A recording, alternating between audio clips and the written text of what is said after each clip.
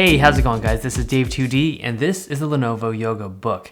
It starts at $500 for the Android version, and if you want to pay an extra $50, you can get a Windows version. Same hardware, just the Windows version is running Windows. Now, I've used both of them pretty extensively. If you're going to get one of these, I would highly recommend the Android version. Now, the build quality is top-notch. It feels very similar to something that would normally run you $800 or even up to $1,000. It has that watch band hinge, good materials, not much chassis flex. It's very well built.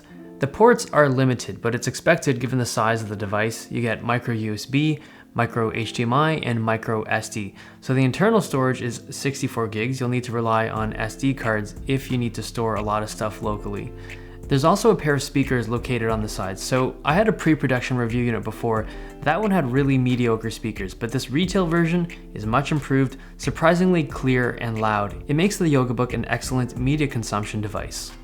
The 10.1-inch screen runs at 1920 by 1200. It has a good color gamut and it gets bright. It's not perfectly calibrated out of the box, but it's a really solid screen. The Yoga Book also comes with a stylus, but it doesn't work on the screen. You can't draw on it directly.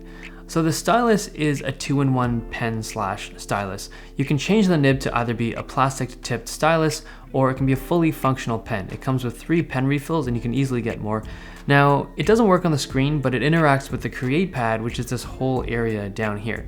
So the Create Pad is the main feature of this product. It's the feature that drew everyone's attention when it was announced. It's a glass surface that can function as a full keyboard or as a Wacom tablet for creative work. And they've designed it to keep the profile of the product super thin. So you can use it like a regular art tablet for illustrations and artwork. It's a good tablet and it feels very similar to a mid-tier Wacom tablet, just a little bit smaller, but there is a little bit of input lag. And you can also write on it or put paper like the included notepad on top and then use the pen to write on that paper. And it'll keep track of all of your strokes so that it has a digital record of anything that you write down. You do need to use the pen that they've included. You can't just use any regular pen. But even though it's a really cool feature, it's not something that I personally found myself ever using over the past 2 weeks. It's something that, it's cool to look at, it's fun to play with, but unless you're someone who writes regularly, you probably won't use this very often. The keyboard function is the important thing for me, and I think this is the feature that has to be awesome if it's going to be universally appealing, but I don't love it.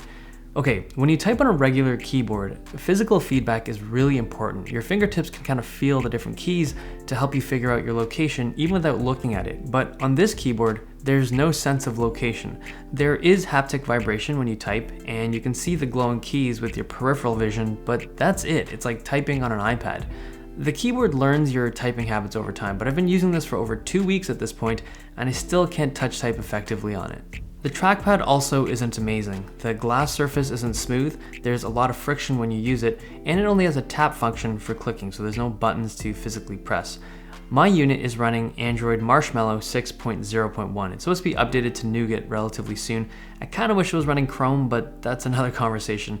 I prefer the Android version over the Windows version just because Android gives a better touch experience than Windows 10 does right now, and also using this trackpad in Windows isn't ideal.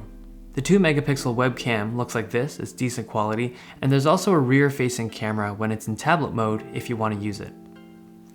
Performance is more than sufficient. It's an Atom processor with 4 gigs of RAM. It's fanless, so it doesn't generate much heat even if you're stressing it out pretty heavily on benchmarks. Atom processors aren't designed for any kind of heavy-duty stuff like raw photo editing, but it'll handle light and moderate tasks without a problem, so I can play a YouTube video while having 4 or 5 Chrome tabs open pretty comfortably. Battery life is great. I was consistently getting around 9 hours of regular use, and that's a full day of battery life, so you can leave the charger at home. Okay, if you're a student who types a lot or someone who needs a really good keyboard, you probably can't use the Yoga Book as your primary device. But if you're someone who just types occasionally and you want to have a device that you can use for creative work, as well as some productivity work, as well as being awesome for media consumption, this is a really cool device. It's not for everyone, but I think that Lenovo did a really good job on their first execution of this whole kind of genre of product. I think that future versions of this can be awesome, especially work out the kinks with the keyboard. But as for right now, I would reserve this for people that want to purchase it for media consumption primarily, and then productivity and creative work as a secondary thing. Hope you guys enjoyed this video. Thumbs if you liked it, subs if you loved it. It's been nice. I'll see you guys next time.